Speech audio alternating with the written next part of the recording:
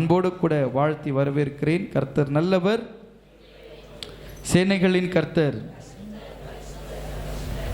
ஆண்டவர் இந்த மாதத்தில் நமக்கு கொடுக்கிற வாக்குத்தத்தம் லேவியராகமம் 26ஆம் அதிகாரம் 9வது வசனத்தை நாம் வாசிப்போம். லேவியராகமம் 26ஆம் அதிகாரம் 9வது வசனம்.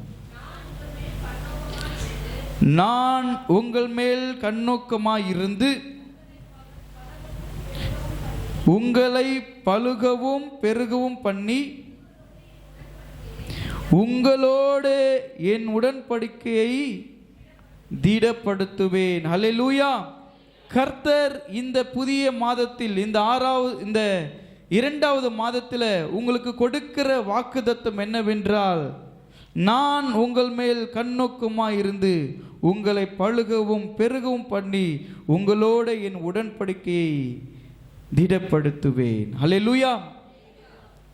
ஆண்டவர் நம் மீது கண்ணோக்கமாக இருக்கிறார். நம்ம யார் மீது கண்ணோக்கமாக இருக்கிறோம்? எதை கவனித்து கொண்டிருக்கிறோம்? எதை நோக்கி ஓடிக்கொண்டிருக்கிறோம்? எதை நோக்கி பயணித்து கொண்டிருக்கிறோம் என்பதை சிந்திக்கும்படி அழைக்கப்படுகிறோம். ஆண்டவர் சொல்லுகிறார், அந்த அதிகாலை நேரத்தில் நீங்கள் எல்லாம் ஆண்டவரை தேடும்படி வந்திருக்கிறீங்க. இப்பொழுது தான் இந்த வருஷம் துவங்கினது போல் இருக்கிறது. ஒரு மாதத்தை நிறைவு செய்து இந்த 2வது மாதத்தின் வாக்குத்தத்தத்தை சுதந்திரிக்கும்படி நம்ம எல்லாம் வந்திருக்கிறோம் இல்லைங்களா? ஆண்டவர் உங்களுக்கு சொல்லுகிற வாக்குத்தத்தம், இந்த நாளிலே நான் உங்கள் மேல் கண்ணோக்கமாக இருந்து. கர்த்தர் நம் மீது கண்ணோக்கமாக இருக்கிறார். அல்லேலூயா. கண்ணோக்கமாக இருக்கிறதுன்னா என்னன்னு சொல்லி பார்த்தீங்கன்னா, எப்பவுமே அவருடைய பார்வை உங்கள் மீது பட்டுக்கொண்டே இருக்கிறது.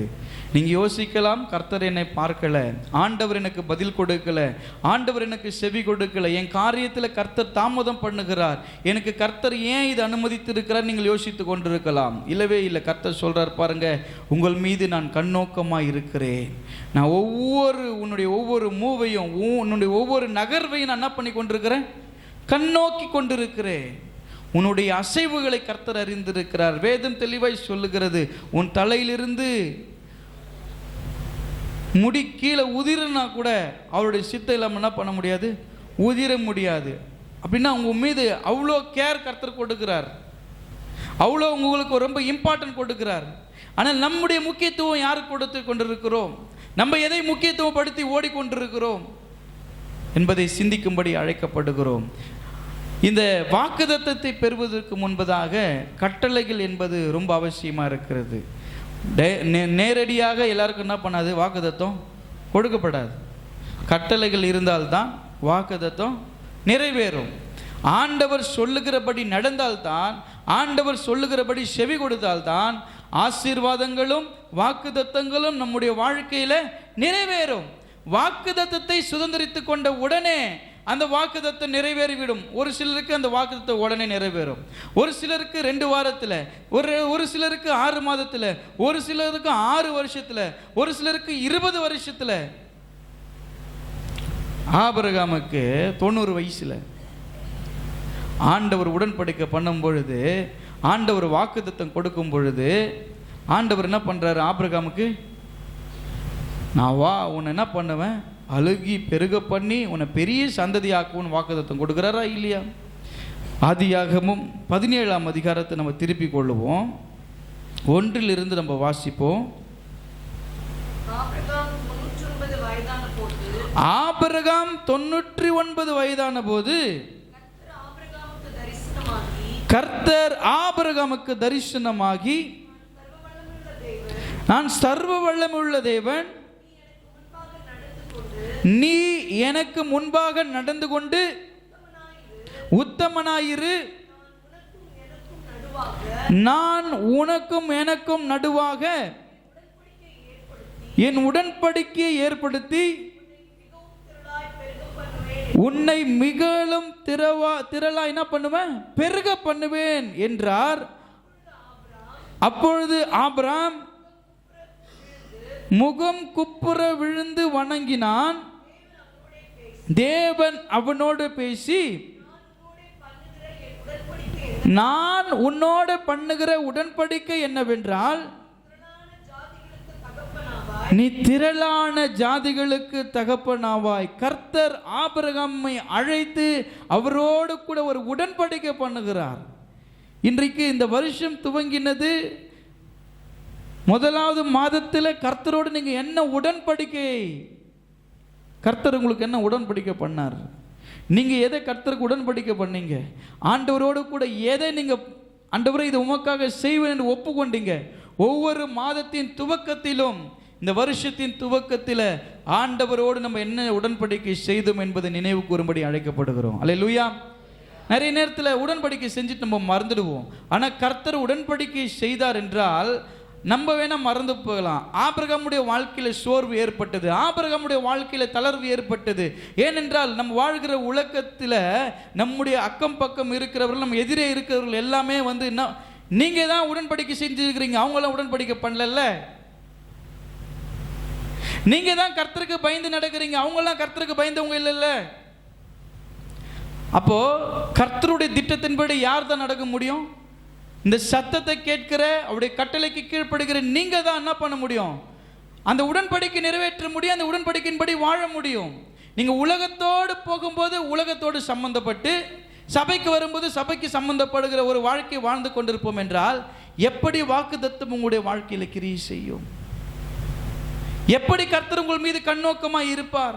கர்த்தர் ஆபிரகாமோடு கூட செய்த உடன்படிக்கையின்படி ஆபிரகாமை அழைத்து சொல்லுகிறார், உன்னை திரளாய் பெருக பண்ணுவேன், உன்னை ஒரு தகப்பனுக்கு ஒரு ஜாதிக்கு தகப்பனாய் உன்னை ஆசீர்வதிப்பேன் என்று சொல்லி அழைக்கும் பொழுது ஆபிரகாம் வெறும் கையாய் நிற்கிறதை நாம் பார்க்கிறோம். ஒன்றுமில்லாதவனாய் இருக்கிறதை நாம் பார்க்கிறோம்.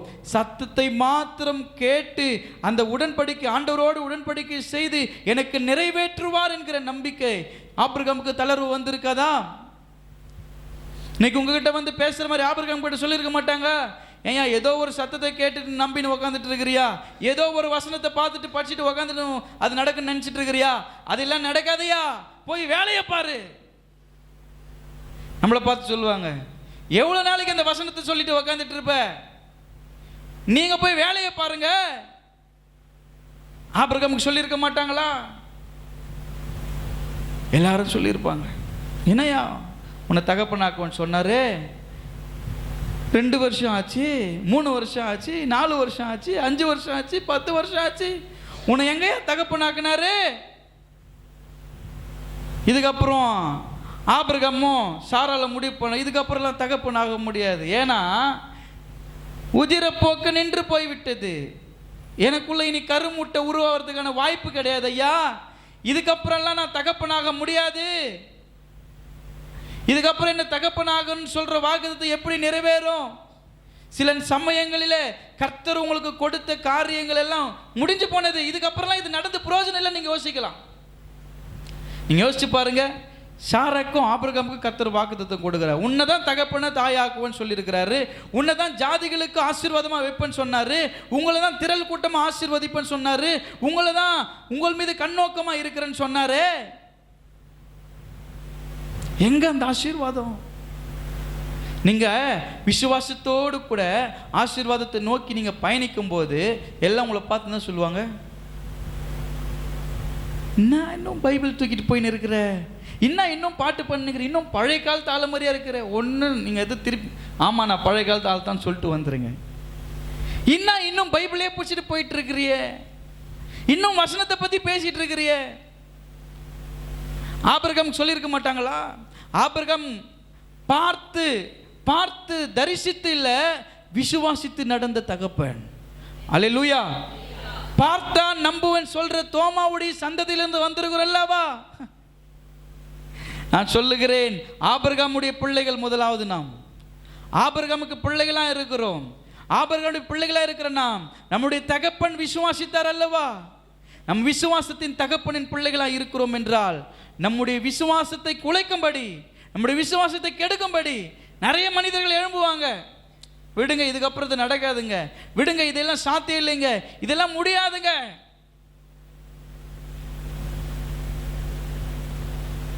நடக்கிற சூழ்நிலை பார்த்தாலும் அப்படி தான் இருக்கும். இதெல்லாம் நடக்காது, சூழ்நிலை பார்த்தா கரெக்டாக தான் இருக்குது, அவங்க சொல்கிறதுலனா தப்பு இருக்குது, நம்ம எப்படி காம்ப்ரமைஸாக வருவோம்? அவங்க சொல்கிறது கரெக்ட் தானே, அவங்க சொல்கிற மாதிரி தான் நடக்குது. இவ்வளோ நாள் ஜெபம் பண்ணி என்ன பிரயோஜனம்? இவ்வளோ நேரம் விசுவாசமாக இருந்து என்ன பிரயோஜனம்? எங்கே ஆண்டவர் செஞ்சார், இவ்வளோ தாமதம் பண்ணுறாரு?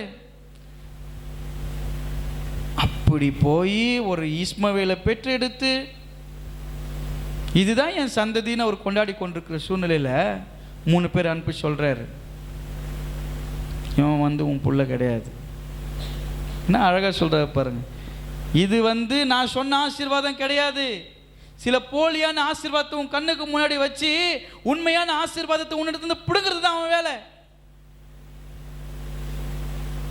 ஏங்க ஒன்று சொல்லுவாங்க, ஏட்டு சொரக்கா கூட்டுக்கு உதவாது.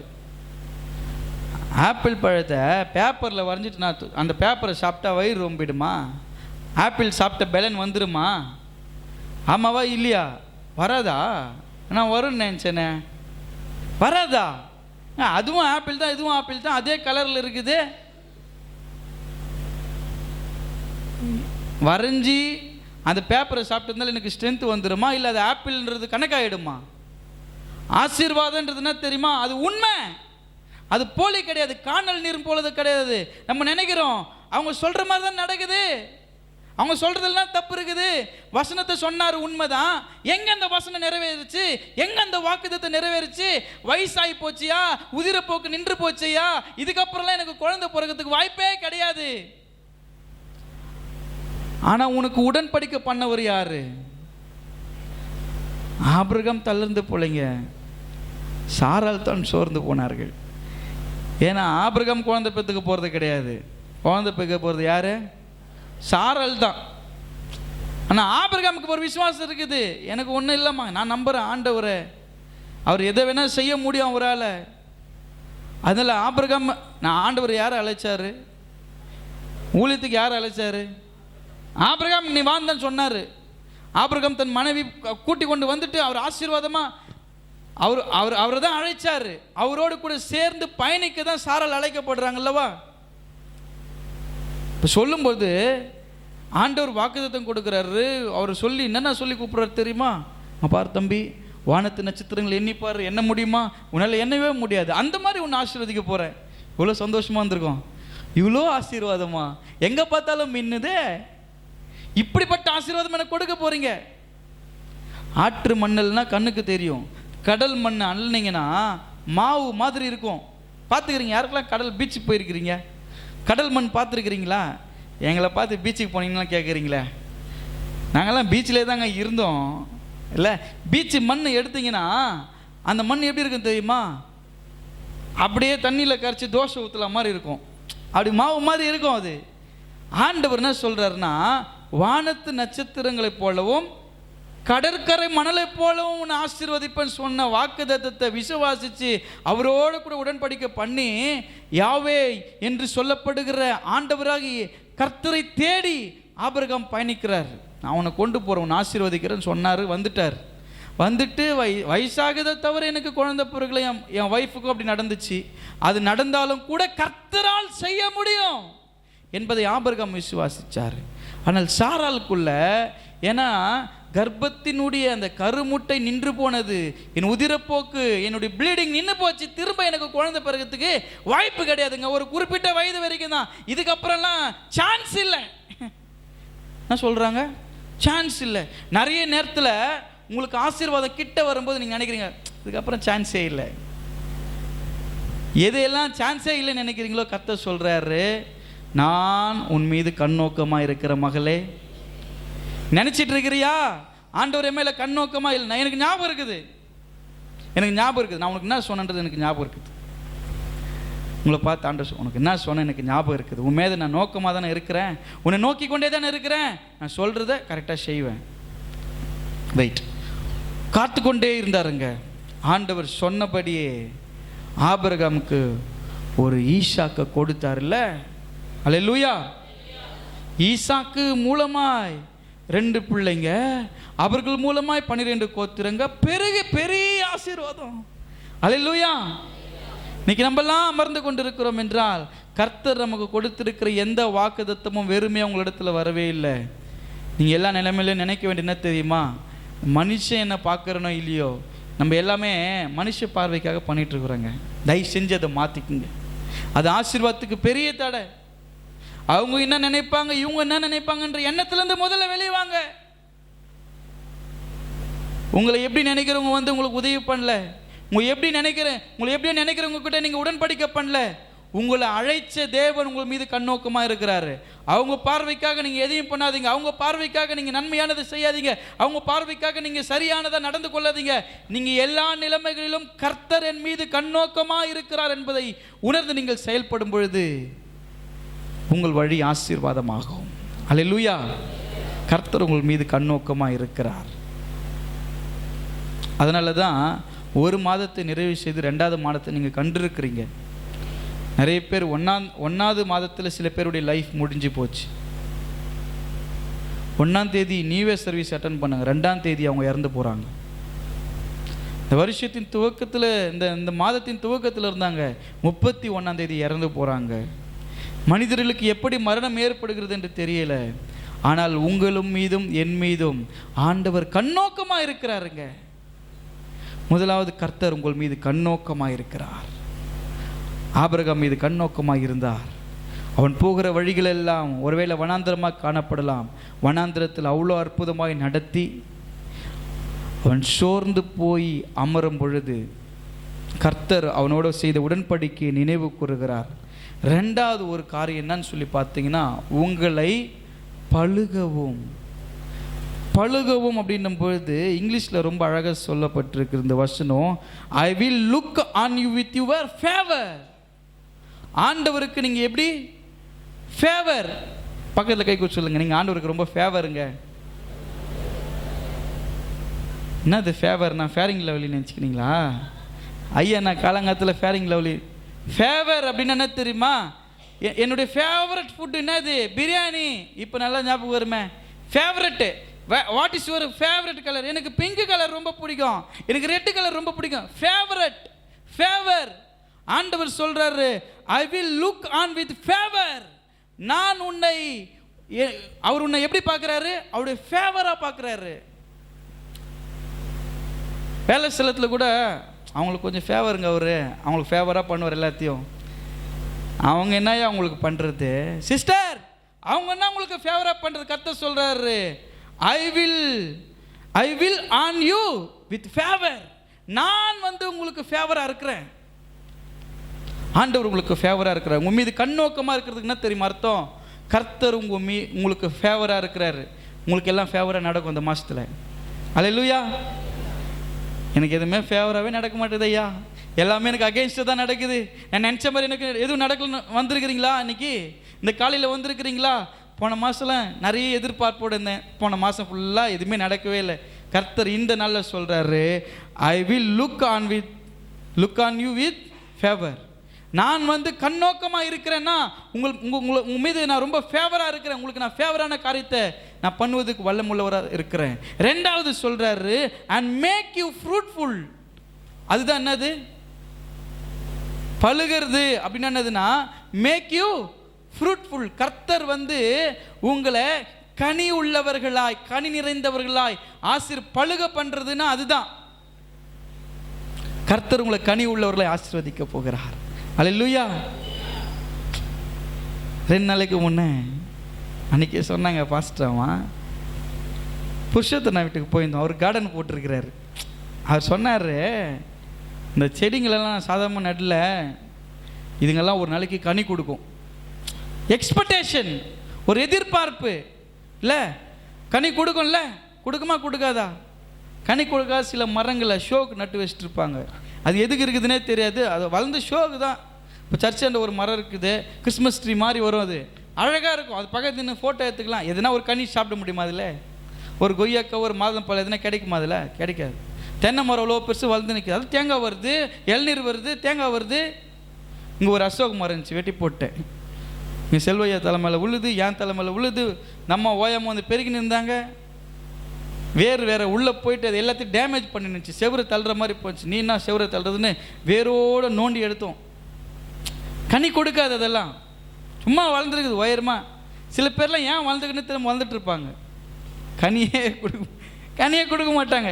எதுக்கு அந்த உலகத்தில் நான் எதுக்கு பிறந்தது எனக்கே தெரில. அவங்க சொல்லுவாங்க, நான் என்னத்துக்கு பிறந்தனே தெரில, எனக்கு ஒன்றுமே தெரிய மாட்டுது, இப்படியே சொல்லணும் உட்காந்தா எதுவுமே தெரியாதான். ஆண்டவர் சொல்கிறாரு, அண்ட் மேக் யூ ஃப்ரூட்ஃபுல். கர்த்தர் உங்களை உருவாக்குனது நோக்கம்னா தெரியுமா? கனி உள்ளவர்களை ஆக்கும்படி தான். உங்களை பழுக பண்ணுறது, உங்களை பழுகவும் அப்படின்றது என்ன சொல்லுங்க பார்க்கலாம்? Make you fruitful. பக்கத்தில் சொல்லுங்க, make you fruitful with favour, make you fruitful. தரங்க இங்கிலீஷ்லாம் பேசுறீங்க பாருங்க. ஆண்டவருக்கு நீங்க ஃபேவரா இருக்கிறீங்க, உங்களை ஃப்ரூட்ஃபுல்லா கனி உள்ளவர்களா மாற்றுகிறார். என் தகப்பனாகிய ஆபிரகாமை கனி உள்ளவராக கர்த்தர் ஆசீர்வதித்தார் அல்லவா? வாக்குதத்தம் பண்ணி உடன்படிக்கை செய்து அழைத்து கொண்டு வந்த தேவன் என் தகப்பனை எப்படி அவருடைய நாமத்து நிமித்த நீதியின் பாதையில் நடத்தி கனி உள்ளவராய் நிறுத்தினாரோ, பழுக பண்ணினாரோ, இன்றைக்கு உங்களையும் உங்களுடைய ஆசீர்வாதங்களையும் உங்களுடைய வருமானங்களையும் உங்களுடைய குடும்பத்தின் நிறைவுகளையும் கர்த்தர் பழுக செய்வார். அல்லேலூயா. புரிகிறதா? உங்களை பழுக செய்வார். உங்கள் வாழ்க்கையில் கனி நிறைந்திருக்கும். எல்லாம் உங்களோடு கூட கனி இருந்தால் 4 பேர் வரத்தான் செய்வாங்க. ஆமாவா இல்லையா? கனி இல்லாத மரத்தை தேடி யாருன்னா போவாங்களா? நம்மளுக்கு ரொம்ப கஷ்டமாக இருக்குது. என்ன எப்போ பார்த்தாலும் எல்லோரும் நம்ம வீட்டுக்கே வராங்கன்னா, கனி எங்கே இருக்குது அங்கே தாங்க எல்லாம் வருமே. சில வீட்டுக்கு பார்த்தா எப்பவுமே எல்லோரும் நடமாட்டமாகவே இருக்கும். என்னால் அந்த வீட்டுக்கு எப்போ பார்த்தா யாரும் வந்து போயிருக்கிறாங்க, ஏன்னா கனி அங்கே தான் இருக்குது, எல்லாம் அங்கே தான் வருமே. கனி இல்லாத இடத்துக்கு யாருன்னா போவாங்களா? என்னம்மா எப்போ பார்த்தாலும் உங்கள் வீட்டில் விருந்தாளியவே இருக்குது, கனி இருக்குது அதனால் வந்து போகிறாங்க. சில வாசப்படி யாரும் மிதிக்க மாட்டாங்க. யோசிப்பாங்க, அந்த வீட்டுக்கெலாம் யாருமே வரமாட்டுறாங்களே, ஏன்னா கனி இல்லை. வீட்டு அருகாலில் கூட யாரும் சேர்க்காத ஆளுங்கள்லாம் இருக்கிறாங்க ஷாப்பில். அப்படி கிடையாதுங்க, 4 பேர் வந்து போனோம் வீட்டுக்கு. ஆமாவா இல்லையா? சொந்த பந்தமே வரக்கூடாது, யாரையும் வீட்டு வாசப்படி மெரிக்கூடாது. நான் யார் வீட்டு வாசப்படி மெரிக்க மாட்டேன். என்ன சம்மதம் இதெல்லாம்? கர்த்தருக்குள்ளே இருக்கிற பிள்ளைங்களுக்கு என்ன வைராக்கி இருக்குது அப்படி? அப்போ உங்களால் என்ன பண்ண முடியாது? பழுக முடியாது, கனி கொடுக்க முடியாது. உங்கள் வாழ்க்கையில் நீங்கள் பழுகலைன்னா நீங்கள் 4 பேர் கூட நீங்கள் பழக மாட்டீங்க, 4 பேர் உங்கள் வீட்டில் சேர்க்க மாட்டீங்க. 4 பேர் உங்கள் வீட்டில் சேர்க்குறீங்க, வந்து போகிறாங்க, சொந்தக்காரங்க உறவுகளோடு கூட ஐக்கியமாக இருக்கிறீங்க. அண்ணன் தம்பி அக்கா தங்கச்சி மருமகன் பேர பிள்ளைங்க எல்லாம் ஐக்கியமாக இருக்கிறீங்கன்னா அதுதான் பழுகிறது. கர்த்தர் உங்களை பழுகிருக்க செய்கிறார். இப்போ சொல்லுங்கள், கனி உள்ள குடும்பங்கள் எனக்கு தெரியும். அல்லேலூயா. நாங்கள் பழுகி இருக்கிறோங்க. Make you fruitful. கர்த்தர் என் ஃபேமிலி, என் குடும்பத்தை மேக் யூ ஃப்ரூட்ஃபுல், என்னுடைய குடும்பத்தை கனி நிறைந்த குடும்பமாக வைத்திருக்கிறாருங்க. அல்லேலூயா. தொந்தரவு தான் இருக்கும், பேரப்புள்ள தொந்தரவு பண்ணும், மனைவி தொந்தரவு பண்ணும், மருமகன் அவங்க எல்லாம் ஒரு பக்கம் ஒவ்வொரு தொந்தரவு இருக்கும். ஆனாலும் அந்த தொந்தரவில் இருக்கிற சுகம் வேற மாதிரி இருக்கும். அவங்க இல்லைன்னா வெறிச்சோடி இருக்குங்க, வெறிச்சோடி இருக்கும். அந்த தொந்தரவு என்ன சொல்லுவாங்கன்னா அழகான தொந்தரவு. அதெல்லாம் குழந்தைங்க பண்ணுறது, ஃபேமிலியில் சலசலப்பு, இது மேக் எ ஃப்ரூட்ஃபுல்னா அந்த குடும்பத்தில் கனி இருக்குதுன்னா சில சலசலப்புகள் அது வந்து சந்தோஷமான ஒரு கஷ்டம். அது இல்லைனாலும் நம்மளுக்கு கஷ்டம், அது இருந்தாலும் நம்மளுக்கு கஷ்டம். ஆனால் அதில் சந்தோஷம் இருக்குது எனக்கு. ஆண்டவர் உங்களை பழுக செய்வார். அல்லேலூயா. முதலாவது உங்கள் மீது கண்ணோக்கமாக இருக்கிறாரு. ரெண்டாவது என்ன பண்ணுறாரு? பழுக பண்ணுறாரு. மூணாவது சொல்கிறாரு, and increase your numbers. Increase your numbers. உங்களை என்ன பண்ணுறாரு? அது தமிழில் படிக்கலாமா? பெருக பண்ணுறாரு, பெருக பண்ணுறாரு. இன்க்ரீஸ்ன்னு சொல்லலாம், மல்டிப்ளே. உங்களை கர்த்தர் என்ன பண்ணுறாருன்னா திரட்சி ஆக்க போகிறார். உங்களை வந்து பெருக செய்ய போகிறாருன்றது உங்களுடைய குடும்பத்தில் இன்க்ரீஸ் ஆகும் நம்பர். அல்லேலூயா. நான் அதை நம்புகிறேன். நாங்கள் இன்க்ரீஸ் ஆக போகிறோம். நீங்கள் இன்க்ரீஸ் ஆக போகிறீங்க. ஃபேமிலியில் கர்த்தர் உங்களுக்கு ஒரு இன்க்ரீஸை கொடுப்பார், ஒரு பெருக்கத்தை கர்த்தர் உங்களுக்கு ஏற்படுத்துவார். புதிய உறவுகள் உங்களோடு கூட வந்து இணைவார்கள். திருமண காரியங்களை கர்த்தர் ஒழுங்கு செய்வார். கர்ப்பத்தின் கன்னிகளை கர்த்தர் கொடுப்பார். வேலையில் உங்களோடு புதிய நபர்கள் உங்களோடு கூட கை கோர்ப்பார்கள்.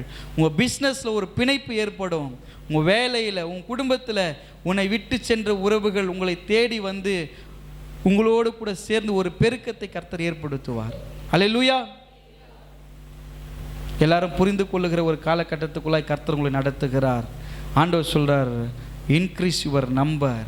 உங்கள் ஃபேமிலி, உங்கள் குடும்பத்தில் கர்த்தர் இன்க்ரீஸை கொண்டு வர போகிறாரு. அதில் மட்டும் இன்க்ரீஸ் இல்லை, உங்கள் சேலரியில் கர்த்தர் இன்க்ரீஸ் கொடுக்க போகிறார். உங்களுடைய அப்பா என்ன சந்தோஷம்தான், இதுதானே ஐயா எதிர்பார்த்தேன். நதிகாலை நேரத்தில் என்ன சந்தோஷம். முடிஞ்ச உடனே பாஸ்டர் வாயில் சக்கரை எள்ளி போடணுங்க. இந்த இன்க்ரீஸை தானே ஐயா எதிர்பார்த்து கொண்டிருக்கிறேன். 8 வருஷமா இன்க்ரீஸ் எதிர்பார்க்குறேன், 10 வருஷமா இன்க்ரீஸ் எதிர்பார்க்குறேன், 15 வருஷமா இன்க்ரீஸ் பார்க்குறேன். ஒரு சைபரை கூட சேர்த்து போட மாட்டாங்க ஐயா. பல காலங்களாக ஒரே அமௌண்ட் வாங்கிட்டு இருக்கிறேன். கர்த்தர் சொல்கிறாரு, அண்ட் இன்க்ரீஸ் யுவர் நம்பர். உங்களை பெருக பண்ண போகிறேன். நீங்கள் மல்டிப்ளே, உங்களுடைய வருமானங்கள் 2ஆக 100ஆக ஆசீர்வதிக்கப்பட போகிறது. நான் உண்மையாக சொல்கிறேன், கர்த்தருடைய சமூகத்தில் பிப்ரவரி மாதத்தின் முடிவு. இந்த மாதத்தில் 28 நாட்கள் இருக்குது. இந்த 28 நாட்களில் கர்த்தர் உங்களுக்கு சொல்கிறாரு, நான் உங்களுடைய வருமானத்தை இன்க்ரீஸ் பண்ணுவேன். எந்த மாதமும் இல்லாத ஒரு வருமானம் இந்த மாதத்தில் உங்களுக்கு உண்டாகும். யாரெல்லாம் ஆமேன் சொல்கிறீங்களா? உங்களுக்கு வருமானம் வருவாய் தருணம் இதுவே. நானும் ஆமேன் சொல்கிறேன். ஆமேன், அல்லேலூயா. ஆண்டவர் உங்களை ஆசீர்வதிக்கிற ஆசீர்வாதம் கண்ணோக்கமாக இருந்து உங்களை பழுக பண்ணி உங்களை பெருக பண்ணுறாரு. பெருக்கன்றது உங்களுக்கு இன்க்ரீஸ் ஆகும். நம்மளுக்கு இன்க்ரீஸ் ஆனால் அதுதான் நாங்கள் எதிர்பார்க்குறோம். உங்கள் வாழ்க்கையில் இன்க்ரீஸ், ஆமாம், சந்தோஷமாயிரு. இன்க்ரீஸ் உனக்கு. உங்களை மனுஷன் நினைக்காம போகலாம், கர்த்தர் உங்களை நினைச்சிருக்கிறார்ல. நீங்கள் உழைக்கிற உழைப்பு உங்களுடைய உண்மை ஆண்டவருக்கு தெரியும். கர்த்தர் சொல்கிறார், உன்னை இன்க்ரீஸ் பண்ணுவேன். ஆபிரகாம் இன்க்ரீஸ் பண்ணாருங்க. ஆபிரகாமை பழுக பெருக செஞ்சார். ஜாதிகளுக்கு தகப்பன், திரள் கூட்டத்துக்கு தகப்பனாய் மாற்றினார். அந்த தெய்வம் உண்மை உள்ளவர். உங்களுடைய வாழ்க்கையிலும் எங்களுடைய வாழ்க்கையில் ஊழியங்களிலும் கர்த்தர் அப்படிப்பட்ட பெருக்கத்தை ஏற்படுத்துவார். நம்ம சபையில் கர்த்தர் இன்க்ரீஸ் பண்ண போகிறார். அல்லேலூயா. பிப்ரவரி மாதத்தில் புதிய ஆத்துமாக்கள் வருவாங்க. பழைய, அதாவது இருந்து பின்மாற்றத்தில் இருக்கிற ஆத்துமாக்களை கர்த்தர் கொண்டு வருகிற ஒரு மாதம். ஆண்டவர் சும்மா சொல்ல மாட்டாருங்க. நான் பண்ணுற ஜபம்லாம் அவருக்கு தெரியும். என்னுடைய கண்ணீர் தெரியும், என் முழங்கால் தெரியும். ஆண்டவர்கிட்ட நான் இன்க்ரீஸ் பண்ணி நான் கேட்டுக்கிறேன், இன்னொரு சைபர் சேர்த்து கொடுங்க ஆண்டவரே. எனக்கு அவ்வளோ ஆத்துமா என் சபைக்கு வேணும் ஆண்டவரே. முடிஞ்சு சபை வெளியே போகும்போது டிராஃபிக் ஆகிற அளவுக்கு எனக்கு ஆத்துமாக்களை கொடுங்க. என் சபை அப்படிப்பட்ட ஒரு சபை, 50 வருடங்கள் பழமையான சபை ஆண்டவரே. இங்கிருந்து ஆத்துமாக்கள் நெம்மிலி முழுவதும் அல்ல, நெம்மிலி சுற்று வட்டத்தில் 52 கிராமங்களில் நம்முடைய சபை சார்ந்த மக்கள் இருக்கிறாங்க, ஸ்ப்ரெட் ஆகிட்டு இருக்கிறாங்க. நெம்மிலில் இத்தனை சபைகள் உருவாகிறதுக்கு காரணம் இந்திய சுவிசேஷ திருச்சபை. நம்ம வளர்ந்து பெருகணும், உடஞ்சி பெருகக்கூடாது. அல்லேலூயா. சபைன்றதுனா என்ன ஆகணும்? வளர்ந்து பெருகணும், உடஞ்சி ஸ்ப்ரெட் ஆகக்கூடாது. உடஞ்சி சின்ன சின்னதாக இருக்கிறது கிடையாது. சபைன்றது வளர்ந்து பெருகணும். ஆண்டவர் சொல்கிறார், உன் ஊழியத்தில் ஒரு இன்க்ரீஸ் அப்பா, புன்னையில் ஒரு இன்க்ரீஸு. கர்த்தர் புதிய ஆத்துமாக்களை கொடுத்துட்டு இருக்கிறாருங்க. நாங்கள் வாரம் வாரம் போடுறோங்க. வாரம் வாரம் வந்து ஜோம் பண்ண அம்மாமார் சொல்கிறாங்க, ஐயா சர்ச்சு கட்டணும்னு ஞானசனம் எடுத்துக்கணும். ஒரு 4 ஆயா அவங்க சொல்லியிருக்கிறாங்க. Increase the number. அல்லேலூயா. அன்பில்லா சிஸ்டர், திலகா சிஸ்டர் தாண்டி கர்த்தர் என்ன பண்ணுறாரு? இன்க்ரீஸ் பண்ணுறாரு. என் சகோதரிகளோடு கூட இருந்து அந்த இடத்துல ஊழியத்தை நிறைவேற்றக்கூடிய இன்க்ரீஸ் த நம்பர். ஆண்டவர் இன்க்ரீஸ் கொஞ்சம் அதை சேர்த்து பெருக பண்ணுறாரு, சபையை பெருக பண்ணுறாரு. இந்த பிப்ரவரி மாதத்தில் இன்னும் கர்த்தர் ஒரு பெரிய பெருக்கத்தை நமக்கு வைத்திருக்கிறார். இன்னும் சொல்ல போனால் பிப்ரவரி மாதன்றது நம்ம வாழ்க்கையில் என்றைக்குமே மறக்கக்கூடாது. பிப்ரவரி 9 அப்படின்றது வந்து இசிஐ டே, இசிஐ ஃபார்மேஷன் டே. அதாவது இசிஐ ஃபார்ம் பண்ணப்பட்ட அந்த நாள், ஈசிஐ உருவாக்கப்பட்ட நாள், ஈசிஐ திருநாள் என்று கொண்டாடப்படுகிற நாள். இந்த மாதம் 10ஆம் தேதி 9ஆம் தேதி நம்ம கொண்டாடுவோம் இசிஐ டே.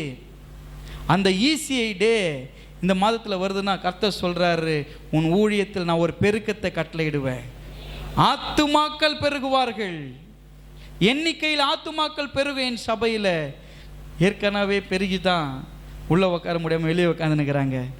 நான் நேற்றுலாம் ஆலோசனை பண்ணுறேன், கொடி கம்பத்தை அந்த பக்கமாக நட்டுட்டு இறக்கிடலாம், நிறைய பேர் உக்காரணும். கர்த்தர் மைண்டில் கொண்டு வர்றாரு எல்லாத்தையும். புதிய ஆத்துமாக்கள் வர போகிறாங்கப்பா, ஆயத்தமாக இருப்பா, ரெடி பண்ணுப்பா, எல்லாத்தையும் ஒரு 50 சேர் வாங்கி போடுப்பா. நிறைய பேர் வந்துட்டா என்னப்பா பண்ணுவார்? மனசில் கொடுக்குறாருங்க. இன்க்ரீஸ் ஆக போகுது. எனக்கு எனக்கு எனக்கு அதுதானே வேணும், எனக்கு ஆசீர்வாதம்